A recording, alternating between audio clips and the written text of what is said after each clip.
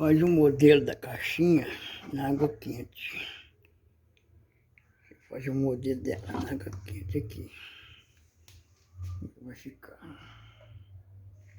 Aqui eu faço assim.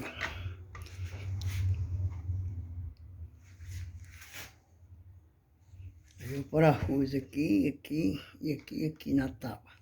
A tábua maior, né? Põe o motor aqui. Aqui dentro. O mural aqui. Se tiver pronto eu falo.